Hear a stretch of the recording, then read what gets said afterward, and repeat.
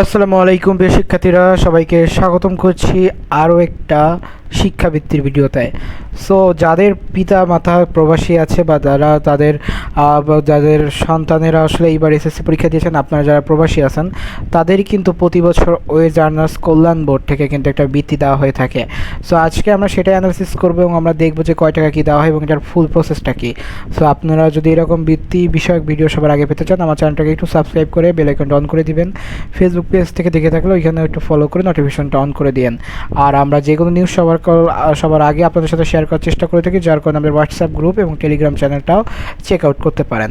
So চলেন আমরা direct আমাদের স্ক্রিনে চলে যাই এবং স্ক্রিনে এটা হচ্ছে লাস্ট ইয়ারের সার্কুলার, যদিও এটা এই বছর 2-1 মাসের ভিতরে প্রকাশিত হবে এবং যখন হবে আমরা কিন্তু জানিয়ে দিব।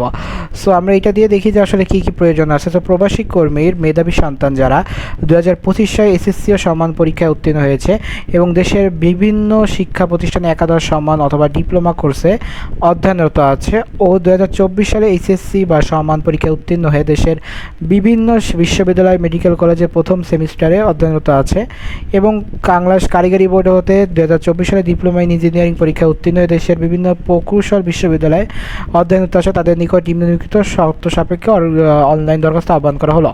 সো প্রথমত এখানে কয়েকটা শর্ত দেওয়া হয়েছে। প্রথমত হচ্ছে যদি আপনি এসএসসি অর্থাৎ এইবার আপনি এসএসসি 26 আপনারা যদি এইবার অ্যাপ্লাই করতে পারবেন যদি আপনার পিতা অথবা মাতা কেউ প্রবাসী হয়ে থাকে, এবং প্রবাসী হলে সেটা হচ্ছে অবশ্যই কিন্তু রেজিস্টার্ড হতে হবে। আর যদি কেউ এখন বর্তমানে বিশ্ববিদ্যালয়ে পড়েন, অর্থাৎ আপনি যদি এসএসসি 25 হন, এসএসসি 26 তো দেন ভর্তি পরীক্ষা শুরুই হয় নাই, তাদের তো অ্যাডমিশন সিজন শুরু হলো মাত্র।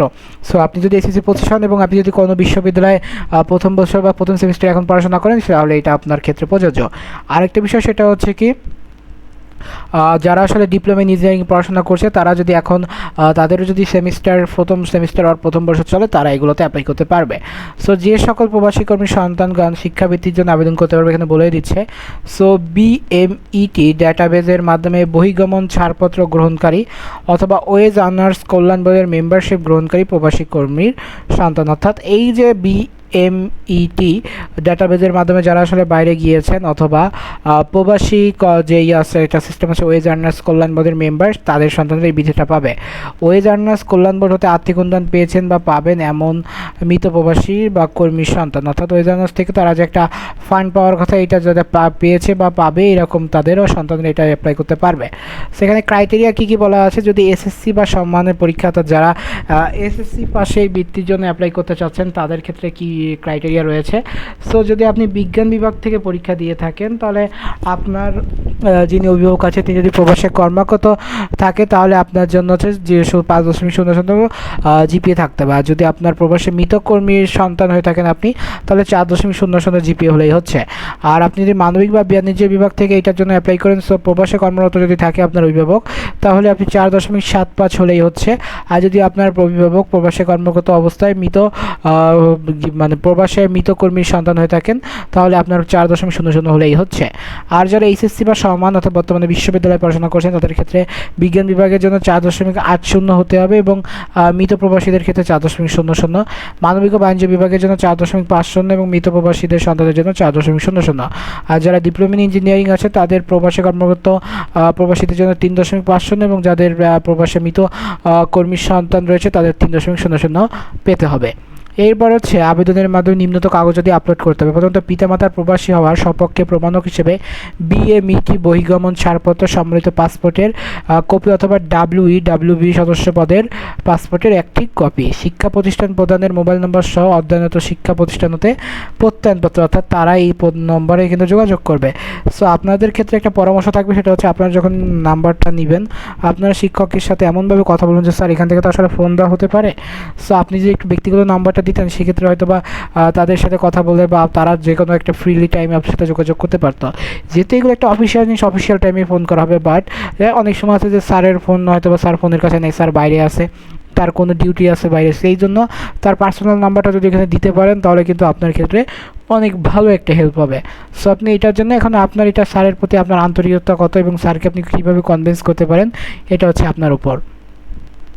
এবার হচ্ছে প্রবাসী মৃত কর্মী সন্তানদের ক্ষেত্রে বিদেশস্থ বাংলাদেশ কমিশন কর্তৃক ইস্যু ক্ষেত্রে এনওসি বা দূতাবাস সনদের পত্রের কপি লাগবে, অর্থাৎ যে ফটোকপি আর মানে আপনি স্ক্যান কপি যেটাকে বলে। শিক্ষার্থীর যে কোনো তফসিলি ব্যাংকের হিসাব এবং ব্যাংক রাউটিং নাম্বার সহ স্টেটমেন্ট। এজেন্ট ব্যাংকিং গ্রহণযোগ্য নয়, অর্থাৎ মোবাইল ব্যাংকিং হবে না, আপনার যে কোনো ব্যাংকিং হতে হবে। শিক্ষার্থীর 1 কপি ছবি এবং একটি স্বাক্ষর, শিক্ষার্থীর জন্ম নিবন্ধন অথবা এনআইডি কার্ড। এখন যাদের জন্ম নিবন্ধন আছে তারা মানে যাদের এনআইডি আছে তাদের জন্ম নিবন্ধন ভ্যালিডিটি নাই, যাদের এনআইডি নেই তারা জন্ম নিবন্ধন দিতে পারেন, ঠিক আছে। এবার হচ্ছে শিক্ষাবৃত্তি প্রদানের মেয়াদ। তো এসএসসি ও সমান ক্যাটাগরিতে শিক্ষাবৃত্তির জন্য মনোনীত শিক্ষার্থীদের একাদশ এবং দ্বাদশ শ্রেণীতে 2 বছর এবং ডিপ্লোমা শ্রেণী অধ্যয়নে 4 বছর দেওয়া হয়ে থাকবে। এসএসসি ও সমান ক্যাটাগরিতে শিক্ষাবৃত্তির মনোনীত শিক্ষার্থীদের স্নাতক পর্যায়ে 3 বছর, স্নাতক সম্মানের 4 বছর ও মেডিকেলের জন্য 5 বছর। আর যারা কারিগরি শিক্ষা বোর্ড থেকে ডিপ্লোমা ইঞ্জিনিয়ারিং করতেছে ক্যাটাগরিতে শিক্ষাবৃত্তি, তারা বিএসসি ইঞ্জিনিয়ারিং পর্যায়ে 4 বছর বৃত্তি পেয়ে থাকবে। অনলাইন আবেদন প্রক্রিয়া হচ্ছে সকল শিক্ষার্থীকে অনলাইন আবেদন করতে হবে https://www.gov.bd লিঙ্কে, এবং আপনাদের একটা টাইম পিরিয়ড দিয়ে দেওয়া হবে। এবং শর্তাবলী শিক্ষার্থীর মোবাইল নাম্বার এবং তার পিতা মাতা বা অভিভাবকের মোবাইল নাম্বার অবশ্যই আবেদনে উল্লেখ করতে হবে। প্রবাসী কর্মীর পাসপোর্টে উল্লেখিত নামের সাথে আবেদনকারী সনদে উল্লেখিত পিতা মাতার নামের গরমিল হলে এটা বাতিল হবে। আর শিক্ষাবৃত্তির আবেদন শুধুমাত্র অনলাইনে করতে হবে, সরাসরি বা ডাকযোগের মাধ্যমে করা যাবে না। আর অসম্পূর্ণ যদি কোনো কিছু থাকে সেটা কিন্তু ভুল হিসেবে গণ্য হবে। সো এটা হচ্ছে ওভারঅল কথাবার্তা। এটা ছিল হচ্ছে গত বছরের আপনার এই যে ওয়েজ আর্নার্স কল্যাণ বোর্ড কর্তৃক এটা। সো এটা খুব শর্ট একটা ভিডিও হয়েছে এবং আনুমানিক এটা বেশ কয়েকটা অ্যামাউন্ট দেয়, কজ এরা যেহেতু প্রবাসীদের টাকা তো খুব ভালো একটা অ্যামাউন্ট পেয়ে থাকেন। তো যারা এটাতে অ্যাপ্লাই করতে চাচ্ছেন তারা করতে পারেন, যখনই অ্যাপ্লাইটা শুরু হবে আমরা আপনাদের হয়তো বা দেখিয়ে দিতে পারবো। সো যাদের পিতা মাতা বা যে প্রবাসী আছে আপনারা দ্রুত আমাদের সাথে যোগাযোগ করে রাখতে পারেন, কজ যাতে আপনারা অ্যাজ সুন অ্যাজ পসিবল অ্যাপ্লাইটা করে রাখতে পারেন। সো এই ছিল আজকের ভিডিও থেকে আপনারা অবশ্যই জানাবেন। পাশাপাশি এরকম ভিডিও পেতে অবশ্যই আমাদের সাথে ডেইলি যোগাযোগ করতে হবে, অর্থাৎ আমাদের সাথে যোগাযোগ রাখার একটাই মাধ্যম, সেটা হচ্ছে চ্যানেলটিকে সাবস্ক্রাইব করে বেল আইকন অন করে এবং ফেসবুক পেজটিকে ফলো করে ওখানে নোটিফিকেশন অন করা। আর আমাদের গ্রুপগুলোতে যুক্ত থাকতে পারেন, সকল আপনার অ্যাডমিশন বলেন, বৃত্তি বলেন, কলেজ ভর্তি বলেন, যে কোনো আপডেট সবার আগে পেতে। দেখা হচ্ছে পরবর্তী কোনো ভিডিওতে। সবটি সুস্থ থাকেন, সুন্দর থাকেন, পড়াশোনার সাথে থাকেন। আসসালামু আলাইকুম।